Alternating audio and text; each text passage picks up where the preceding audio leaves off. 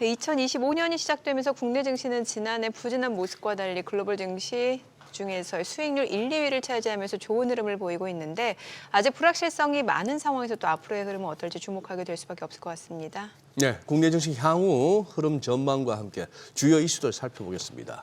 오늘 모신 분 설명왕 테이블을 한번 더 쉽게 다가오겠습니다. 김태형 작가 자리했습니다. 어서 오세요. 어서 오세요. 안녕하세요. 우리 이제 두 번째 만납니다. 그죠? 네. 지난번보다 살이 좀 찌셨네. 네.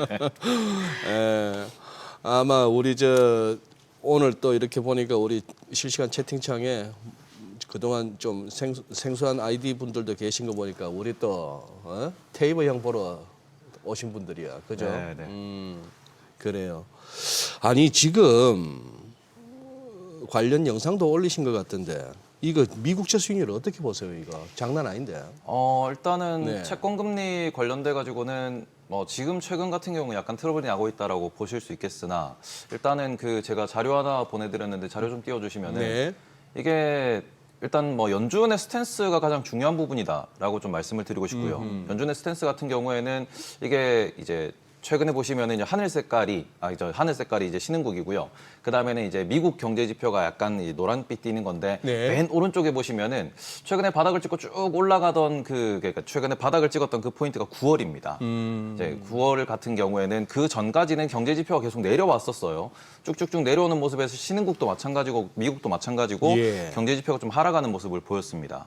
그러면서 9월에 갑자기 이제 연준에서 50bp 인하를 딱 하면서 어찌 보면은 그 전까지는 미국 경제 데이터, 발표되는 경제 데이터가 전부 다 이제 쇼크를 보이는 모습을 보이다가 예. 저게 이제 갑자기 확 반등하기 시작을 했어요. 그러니까 연준의 금리 인하 타이밍이 나빴냐라고 하면은 그거는 참 잘했다라고 볼 수 있겠으나 9월 달에 50bp 인하를 하면서 오히려 경제 지표가 너무 좋아지는 모습을 보이고 있고 그리고는 최근에 12월 들어서는 오히려 경제 지표가 또 내려오는 모습을 보이고 네네. 있습니다. 그러니까 전반적으로 놓고 보면은 우리가 지금 실업률이 4.2%에서 4.1%로 내려왔고 그다음에는 이제 고용 같은 경우도 15만 언저리를 예상을 했는데 25만 언저리가 나오다 보니까 고용이 너무 세다라고 네. 표현은 하고 있습니다만 예. 나머지 각 지역별 PMI라든지 그런 데이터를 다 종합적으로 놓고 보면은 이게 너무 우리가 지금 연준의 금리 인상을 생각을 하고 그리고는 2025년도에 금리 인하가 없을 것이다라고 생각하는 거는 너무 좀 나간 스텝이다. 그러니까 연준 위원들이 얘기하는 걸 들어보시면은 네. 그냥 속도를 좀 조절하자라고 이야기를 하고 있고요. 12월 예. FOMC 이후에 딱히 변하는 건 없습니다. 그리고는 그런 부분에 있어가지고 지금 우리가 걱정하는 거는 이제 트럼프가 들어와서 관세를 때린다라고 이야기를 하는데 일단 일주일 정도 남았습니다. 근데 일주일 뒤에 트럼프가 일단은 이제 비상사태를 선포하겠다라고 이야기까지 하고 있어요. 근데 그 비상사태는 의회 통과 없이 바로 관세를 바로 이제 시작을 하겠다.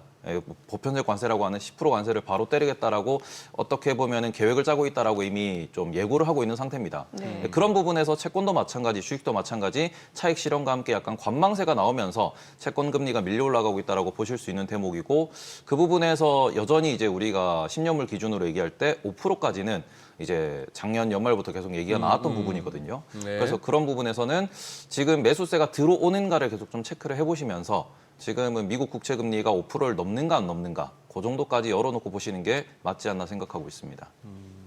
그 정도 가능성도 좀 대비는 해야 된다. 네. 예, 예. 조금 이렇게 이야기거리가 좀 나왔으면 세상 조금 더 이렇게 어수선해져서 좀 재밌어졌으면 하는 사람들이 입에 올리는 용어가 채권 자경단이에요. 네. 그 가능성은 어떻게 보세요? 지금 영국이 일단은- 조금 위태위태한데. 네, 일단은 네. 그런 부분도 부분이지만 지금 미국 국채 금리가 올라가는 가장 큰 이유 같은 경우에는 네. 채권 투자 혹은 이제 미국에서 구루라고 부르는 그런 이제 큰 손들이 네. 네. 4.1%, 4.2%부터 공개적으로 나는 미국 채권 쇼 때리겠다. 쇼 때리겠다. 네, 어찌 보면 공매도를 하겠다라고 이야기를 했습니다. 네. 그런데 그런 부분에서 공매도를 선언했던 그런 분들이 지금 공매도를 푼다라는 얘기가 아직까지 없어요. 그러니까 우리가 좀 이렇게 말하기 좋아한다 혹은 예. 본인의 포지션을 어찌 보면은 이제 전략적으로 노출하시는 분들이 네네, 계시는데 좀 있죠. 그런 분들 같은 경우는 채권왕이라고 불리는 그런 빌 그로스 같은 분들도 지금 미국 국채 안 좋게 본다라고 이제 공개적으로 이야기를 했거든요. 그런데 그 부분에서 그런 분들이 한 분, 두 분이라도 나 다시 채권 매수하기 시작할 거야라는 이야기가 좀 시그널이 돼줘야 되고 우리가 지난번에 5% 네. 갔을 때 같은 경우에도 빌 에커먼이라고 하는 그 억만장자가 예. 나 채권 사고 있습니다. 라고 이야기를 하고 고점 찍고 떨어졌거든요. 예, 그러니까 그래요. 그런 부분의 금리에 있어서는 채권 작용단이라고 하는 게 어찌 보면 이제 큰 손들의 움직임이라고 볼 수 있는 네, 대목이니까 그런 큰 손들이 다시 한번 좀 포지션 변경을 밝혀줘야 좀 더 좀 방향성이 명확해질 텐데 아직까지는 전혀 시그널이 없습니다. 네네. 그런 부분이 채권 약세를 계속 부르고 있다라고 보시는 게 맞을 것 같습니다. 네. 미증시하고 국내 증시 지금 올해 들어서 약간 좀 지난해 연말과는 좀 분위기가 다르게 좀 상반된 흐름인데요. 올해 국내는 좀 그래도 상대적으로 괜찮고 좀 미증시는 지금 기술주를 위주로 좀 조정 구간에 진입했다라는 분석이 나오고 있는데 어때요? 좀 어느 쪽이 여전히 더 매력적이라고 보시는 거예요? 일단은 뭐 국내 증시를 먼저 말씀을 드리면은 일단 코스피 지수를 기준으로 말씀드릴 때 제일 문제가 되는 거는 결과적으로 삼성전자가 지금 이제 투자자들의 기대감을 이끌어낼 수 있을까라는 게 제일 문제가 되고 네. 있다라고 보셔야 될 것 같습니다.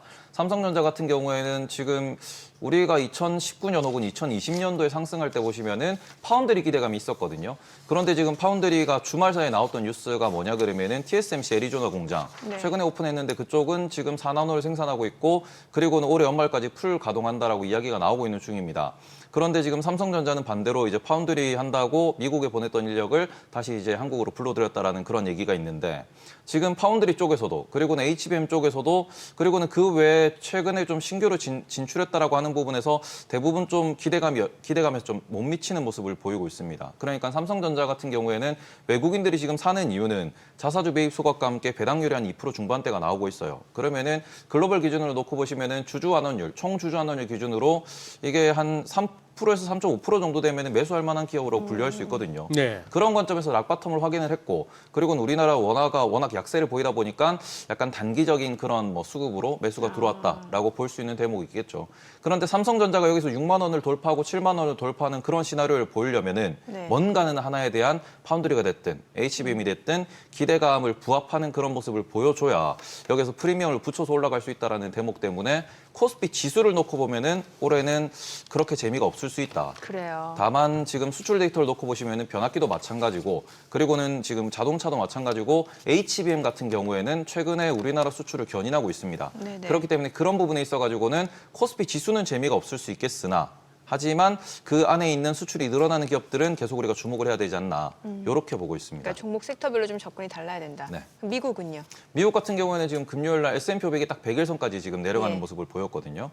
근데 그런 부분에 있어서 최근에는 알고리즘 매매가 매우 이제 강화되는 모습을 보이면서 애플 같은 경우도 지난 금요일 날 100일선을 딱 찍고 이제 기계적인 순매수가 들어왔습니다. 네. 그러면서 S&P 500을 100일선으로 맞추는 그 액션에서 애플의 주가를 가지고 이제 지수를 좀 잡아가는 그런 모습을 보였었는데 그런 걸 놓고 보시면은 미국 같은 경우에도 약간 시장에서 지금 언급되고 있는 부분이 애플 같은 경우나 테슬라 같은 경우에는 약간은 우려가 될 수 있다라고 이야기가 나오고 있습니다. 네. 애플 같은 경우에도 저커버그가 또 이야기를 했는데 애플이 아이폰 이후에 혁신이 없지 않나라고 네. 이제 작심 비판을 하는 모습도 보이고 있고 최근에 애플이 뭐 VR 기기도 마찬가지고 그리고 애플카 같은 경우에도 개발하다 말고 포기한 그런 전력이 있다 보니까 애플의 다음 제품이 무엇이냐라고 하고 있는데 애플 다음 제품이 지금 스마트홈 쪽으로 약간 기울고 있는 모습을 보이고 있거든요.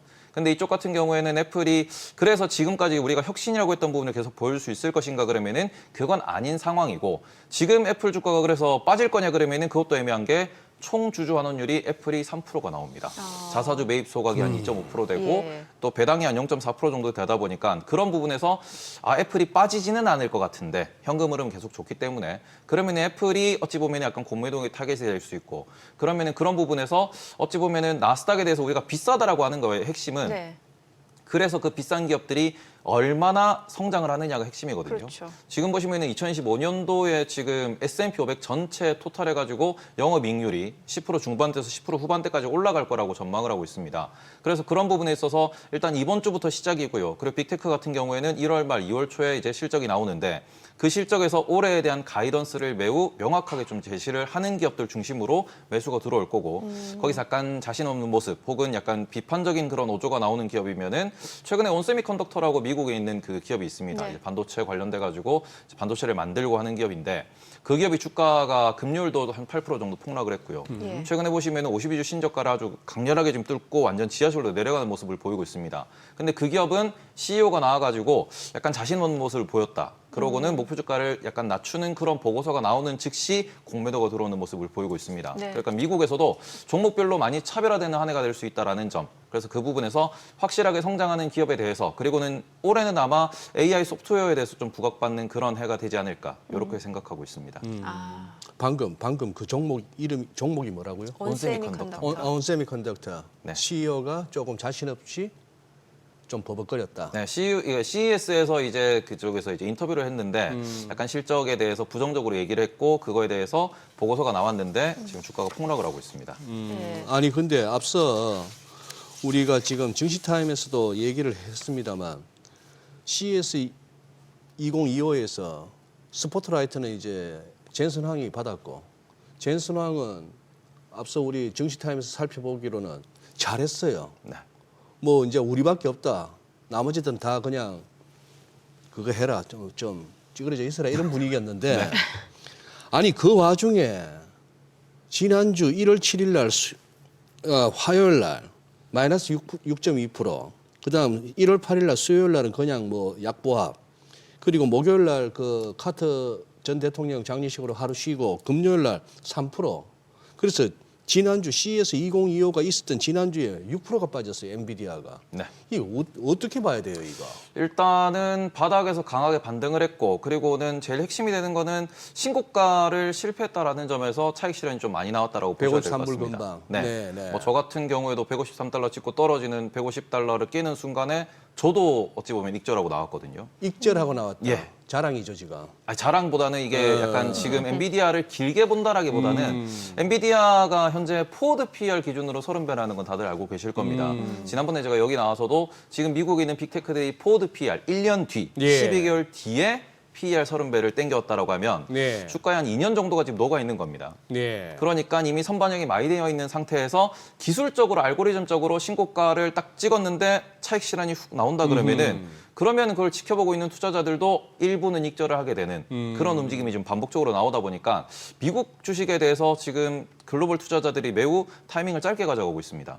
그러니까 또 만약에 내려가서 엔비디아가 다시 한번 지지선을 형성한다라고 하면 또 매수가 들어갈 것이고 거기서 또 다시 신고가가 또 한번 실패하면 또 매도가 나오겠죠. 변동성이 매우 커지고 있는 상황이기 때문에 그런 부분에서 6%가 폭락했다라고 하면 그 직전에 얼마나 올랐냐를 보시면은 그거보다 더 올랐거든요. 그렇기 때문에 그런 부분에서는 그냥 박스권 매매인데 좀 네. 빠르고 좀 이게 진폭이 큰 박스권이라고 보시는 게 맞지 않나 이렇게 생각합니다.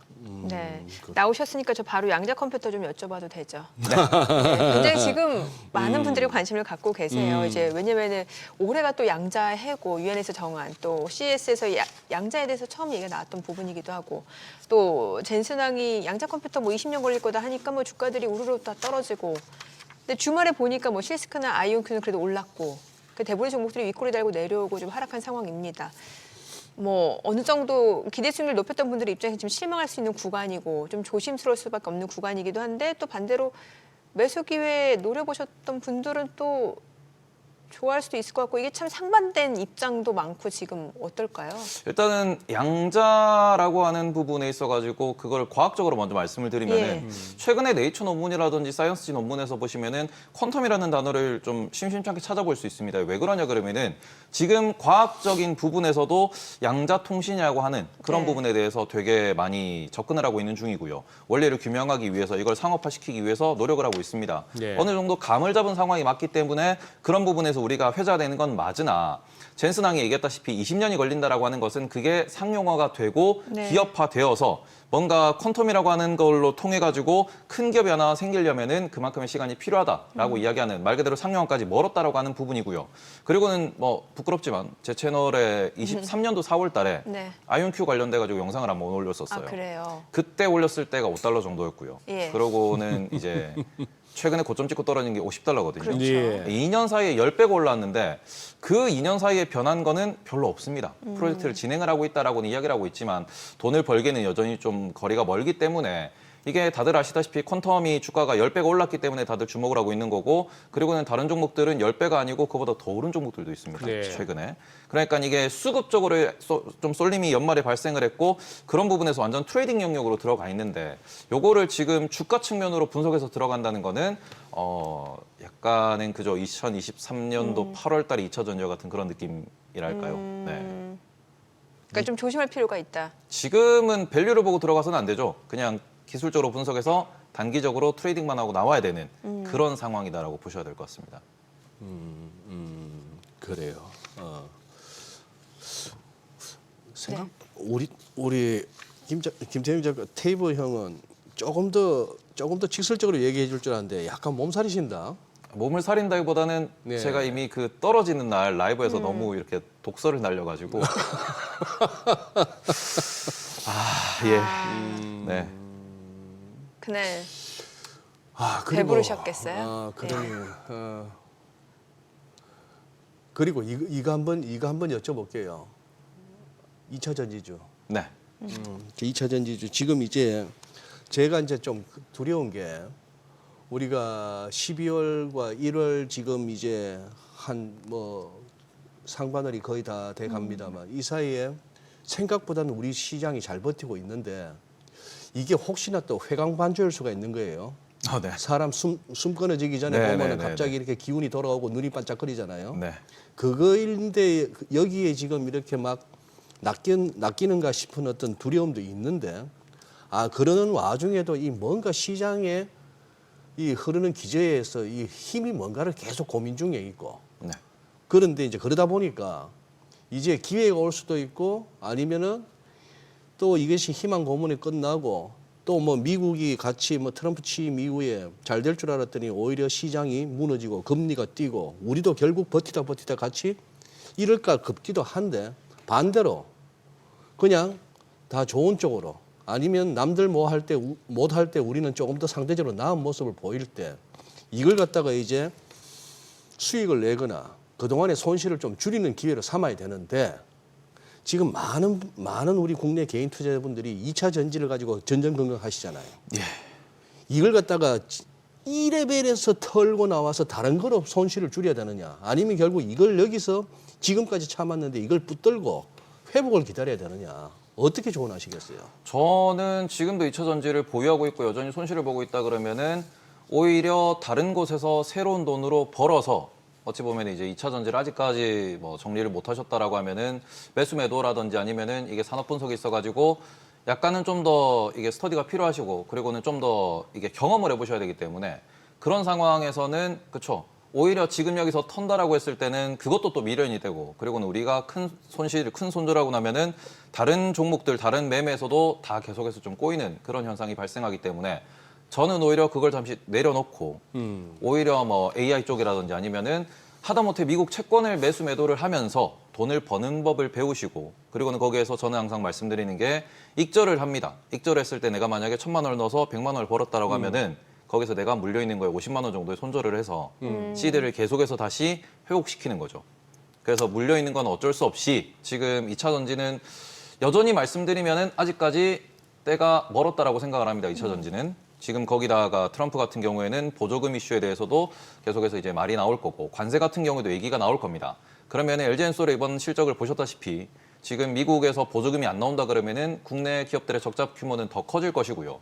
그럼 리튬 같은 경우에도 여전히 가격이 반등을 하지 못하고 있습니다. 네. 그리고는 최근에 리튬에 대해서 보고서가 나왔는데 지금 아프리카 쪽에는 쉬고 있는 리튬 광산이 상당히 많다라고 이야기가 나오고 있어요. 예. 그러면 리튬 가격은 결국에는 이제 수요가 늘어남에 따라서 공급이 거기를 못 따라가야 가격이 올라가는데 지금은 여전히 공급하기 위해서 대기하고 있는 광산들이 많다라는 점에서는 수요가 웬만치 늘어도 요게 리튬 가격의 상승으로는 연결이 안 될 겁니다. 그러면 원자재 가격 같은 경우는 원자재 주식들은 이제 원자재 가격이 올라야 주가가 반응이 좋거든요. 네네. 그런데 지금 상황에서는 그런 것도 좀 어려운 상황이니까 그 2차 전지가 우리가 뭐 전기차가 더 늘어난다고 하더라도 그 늘어나는 비중의 대부분을 또 중국에서 차지하고 있기 때문에 이런 부분을 놓고 보시면은 2차 전지 업종은 지금 제가 이렇게 표현하거든요. 벌어서 자르셔라. 다른 데서 벌어서 점점 자르시면서 본인이 뭔가 매수 매도에 좀 더 자신감이 있고 그리고는 내가 투자를 해서 돈을 벌 수 있다라는 그러한 이 경험치와 능력이 쌓여가지고 자연스럽게 나오는 그러한 자신감이 붙었을 때 슬슬 비중을 줄이시는 게 맞지 않을까. 그리고는 그때 결단을 하셔도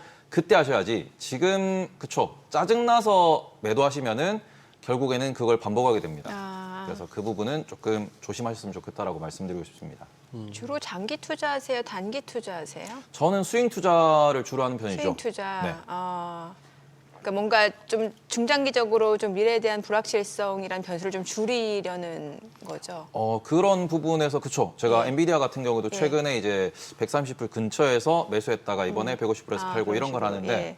이제 스윙 투자 같은 경우에는 뭔가 이제 바텀과 이게 약간의 한 15%, 10% 정도의 그런 딱 요 박스만 보고 들어가는 거다 보니까 아무래도 차트를 봤을 때 보여지니까. 예. 그런 부분에서 제가 지금 투자하는 거는 변압기, 그리고는 HBM, 그다음에 AI 이런 쪽으로만 투자를 하고 있거든요. 미국 쪽이 아니고 우리나라 둘 다요. 둘 다 양쪽에서. 네, TSMC 같은 경우도 그렇고 하이닉스 같은 경우도 그렇고. 근데 그렇게 투자하는 이유는 뭐냐 그러면은 앞서서도 말씀드렸지만 국내도 마찬가지고 미국도 마찬가지고 지금은 투자자들이 많이 똑똑해진 상태입니다. 네네. 그러니까 보고서도 많이 보시고 그렇죠. 그리고는 이게 좀 전 세계적으로 흘러가는 부분에 있어가지고 공통된 사항이 대부분 이제 똑같이 흘러가다 보니까 그런 부분에서는 지금 사람들이 정말로 이쪽에서 투자를 했을 때 내가 가치를 얻을 수 있겠다 싶은 부분에 투자금이 많이 몰리고 있다는 점. 그래서 그런 부분에서는 섹터를 잘 고르셔서 조금 투자를 깊이 있게 하시는 게 좋지 않을까 이렇게 생각하고 있습니다.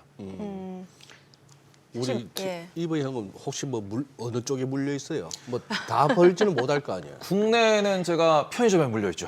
편의점? 편의점에 어. 물려 있고. 네. 왜냐하면 제가 경기 침체가 오면은 아무래도 지금 국내 경기가 안 좋으니까 예. 그러면은 편의점에 좀 매출이 늘어나지 않을까라고 생각을 해서 이제 배당률 3% 정도를 보고 들어갔는데 네. 안 올라오더라고요. 안 올라와요? 네. 요즘 편의점 가는 게 아니라 다 온라인으로 주문하지 않아요? 그래도 편의점에서 뭐 도시락 같은 거나 이런 그렇게. 것도 많이 먹기 때문에 근데 재미가 없습니다. 네. 그 편의점에서 라면 끓여 먹으면 괜찮은데. 제가 일부러 가서 제가 더 끓여 먹죠. 그러니까 그 계란 딱 넣어서 하면은. 아, 그럼 지금 이제 관심 있게 보는 게 앞서 뭐 전력하고 그다음에 또 어느 쪽이라고 하셨죠? 변압기? 네.